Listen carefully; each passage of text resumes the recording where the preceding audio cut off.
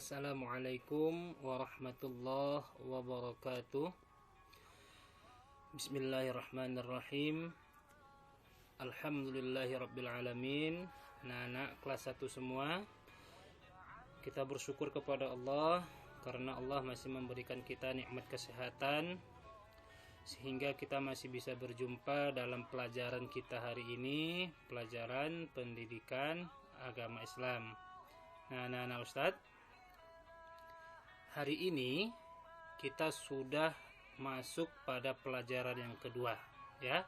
Tapi sebelum kita mulai pelajaran, sebelum kita masuk ke pelajaran kedua, ya, mari sama-sama anak-anak Ustadz kita berdoa sebelum belajar, ya. Kita doanya seperti yang biasa, yang bisa kamu lihat pada layar kaca di depan kamu ini, ya. Ya, sama-sama kita mulai berdoa. Asyhadu an la ilaha illallah wa asyhadu anna Muhammadar Rasulullah. Raditu billahi rabba wa bil islami dina wa bil qur'ani imama wa bi Muhammadin nabiyyan wa rasula. Rabbana ighfir lana dhunubana wa liwalidayna wa limuallimina wa liman ahsana ilayna. Rabbana asrah sudurana wa zidna ilman nafi'a waj'alna min ibadikas salihin. Nah, itu tadi kita berdoa, semoga dengan berdoa kepada Allah sebelum kita belajar menjadikan pembelajaran kita ini berkah dan mendapatkan pahala dari Allah Subhanahu wa taala. Amin ya rabbal alamin.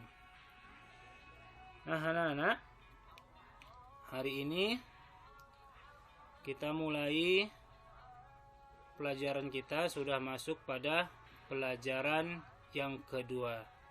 Apa itu pelajaran kedua? Bisa kamu lihat di sini.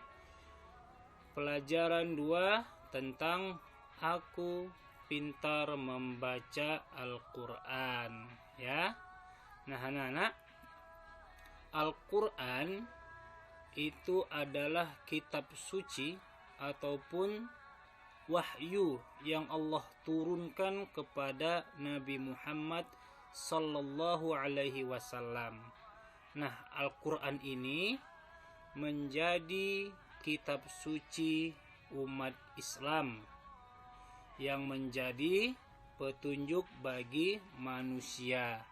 Nah, kita harus mencintai Al-Qur'an, yaitu dengan cara mempelajari Al-Qur'an. Nah, anak-anak, kita mulai pelajaran kita, ya. Nah, materi pelajaran kita hari ini adalah yang pertama nanti kita akan belajar tentang melafalkan basmalah. Jadi dimulai dari bacaan basmalah pelajaran kita, lalu kemudian yang kedua tentang melafalkan hamdalah, dan yang ketiga baru nanti kita masuk kepada melafalkan surah Al-Fatihah. Nah, kita masuk langsung ke yang pertama, yaitu melafalkan basmalah, ya. Basmalah diucapkan sebelum kita melakukan kegiatan. Nah, dengan membaca basmalah, apa yang kita lakukan itu akan mendapatkan ridho dari Allah Subhanahu wa taala. Nah, anak-anak semua pasti sudah tahu kan bagaimana bunyi ataupun bacaan dari basmalah. Ya, lafal basmalah yaitu ini dia, Bismillahirrahmanirrahim. Artinya dengan menyebut nama Allah yang Maha Pengasih dan Maha Penyayang. Nah, bacaan basmalah ini diucapkan pada saat-saat seperti berikut. Nah, sebelum tidur kita lafalkan basmalah, kita ucapkan basmalah. Lalu sebelum apa lagi kita membaca basmalah, yaitu sebelum mandi. Sebelum mandi kita baca basmalah. Sebelum kita naik sepeda, kalau kita mau naik sepeda bermain-main, baca basmalah. Lalu yang berikutnya, sebelum berangkat ke sekolah, kita membaca basmalah. Nah, kenapa semua kegiatan harus didahului dengan mengucap basmalah? Karena kata Rasulullah, setiap amal pekerjaan yang bernilai kebaikan, kalau dia tidak diawali dengan membaca basmalah, maka itu tidak dihitung mendapat pahala. Nah, jadi kalau kita sebelum belajar baca basmalah, sebelum tidur kita baca basmalah, nah belajar kita itu, tidur kita itu akan mendapat pahala dari Allah, bernilai ibadah. Nah, ada satu cerita, nih singkat saja, tentang anak yang selalu membaca basmalah ketika dia ingin melakukan sesuatu. Nah, ceritanya ada satu anak nih, dia selalu membaca basmalah. Sebelum dia tidur dia baca bismillahirrahmanirrahim. Sebelum makan dia baca bismillahirrahmanirrahim. Semua pekerjaan yang dia lakukan diawalinya dengan mengucapkan bismillahirrahmanirrahim. Nah, satu hari ada seorang yang mau berniat jahat kepadanya. Nah, kakaknya sendiri yang mau berniat jahat kepadanya. Nah, kakaknya ini berencana ingin menitipkan satu barang untuk kepada si adik. Nah, barangnya apa? Mutiara. Bayangkan, mutiara yang sangat berharga. Satu biji mutiara ini dititipkan kepada adiknya. Nah, si kakak ini nanti rencananya akan mengambil mutiara yang dititipkan kepada adiknya itu. Jadi ketika dititipkannya, "Dik, tolong nih, kakak mau nitipkan mutiara sama kamu. Kamu simpan yang baik-baik ya. Nanti satu saat kakak akan ngambil lagi." Nah, akhirnya si adik tadi mengambil mutiara dari kakak tadi. Nah, kakaknya tadi mengikuti si adiknya ke kamar. Adiknya ke kamar tadi mau menyimpan mutiara yang dititipkan oleh kakaknya. Nah, dititipkan si adik menyimpan mutiara tadi. Di mana disimpannya? Di lemarinya. Nah, sebelum dia membuka lemari, dia baca bismillah. Bismillahirrahmanirrahim. Lalu dia mengambil suatu tempat yang untuk ditaruhkannya ke dalam untuk menyimpan mutiara, semacam kotak seperti itu. Nah, dia mengambil kotaknya pun membaca bismillah. Bismillahirrahmanirrahim, diambilnya kotaknya, lalu ditaruhnya mutiara titipan kakaknya tadi dalam kotak tadi dengan membaca bismillahirrahmanirrahim. Nah, si kakak tadi melihat, sudah tahu dia di mana letak mutiara yang disimpan adiknya tadi. Nah, besok harinya si kakak tadi diam-diam masuk ke kamar adiknya. Diambilnya mutiara tadi yang dititipkannya itu. Lalu diambilnya, lalu dia pergi ke laut yang dekat rumahnya. Jadi rumah mereka dekat laut. Dicampakkan kakaknya lah tadi mutiaranya tadi sampai jauh-jauh ke tengah lautan. Nah, dengan takdir Allah ternyata mutiara tadi dimakan oleh seekor ikan. Nah, seekor ikan memakan mutiara tadi, dan ikan ini tertangkap oleh nelayan yang biasa melaut di situ untuk menangkap ikan. Nah, di rumah si adik tadi disuruh oleh ibunya untuk pergi ke pasar membeli ikan. Pergilah si adik tadi ke pasar membeli ikan.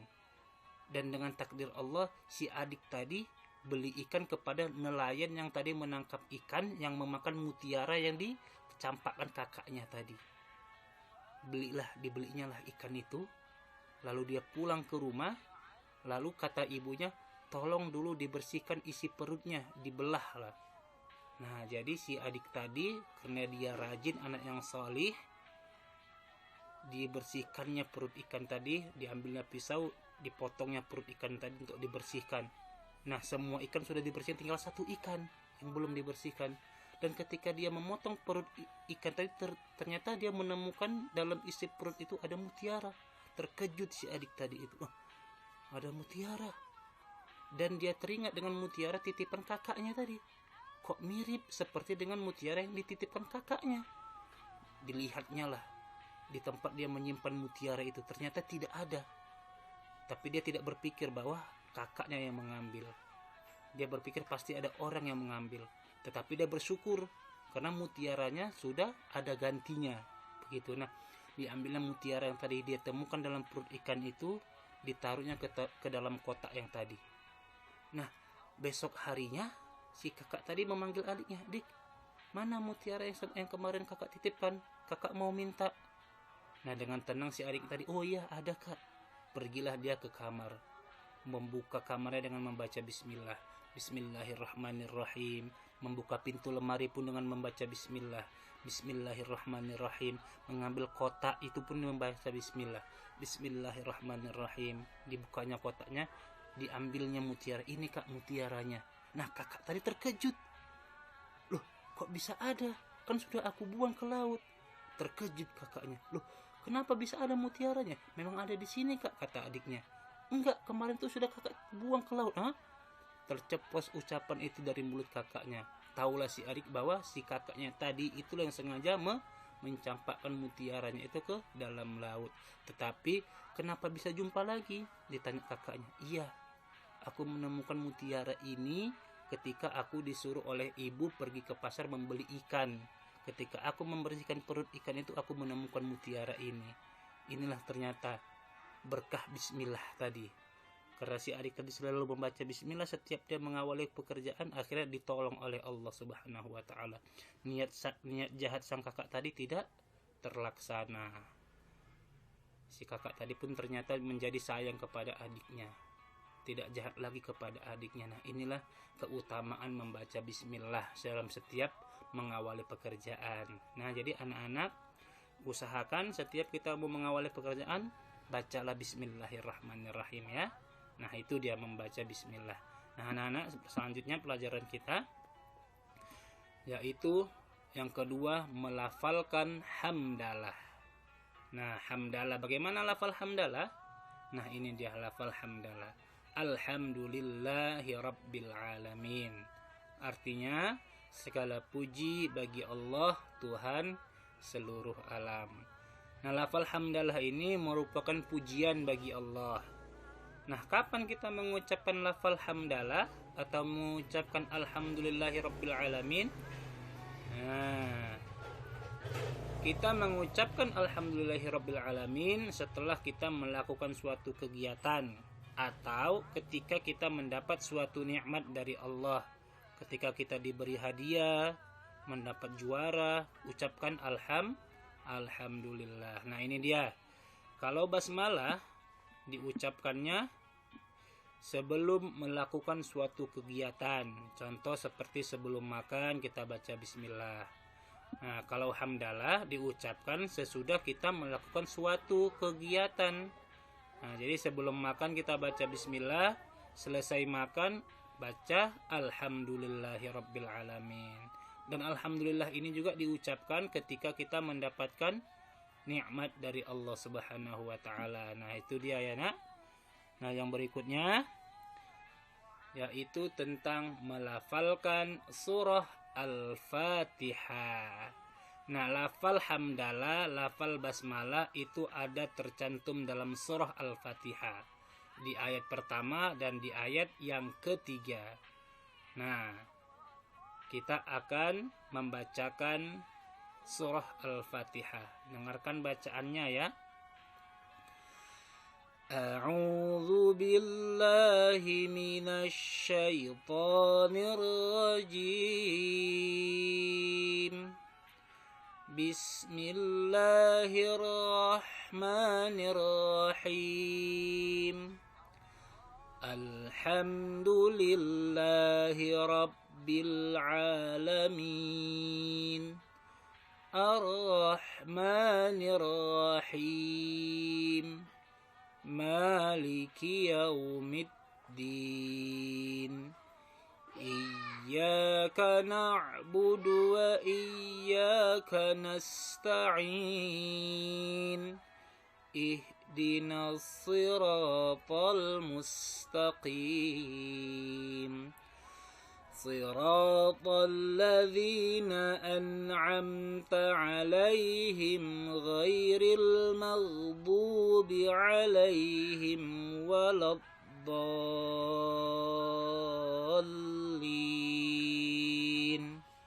Nah, itu bacaan surah Al-Fatihah.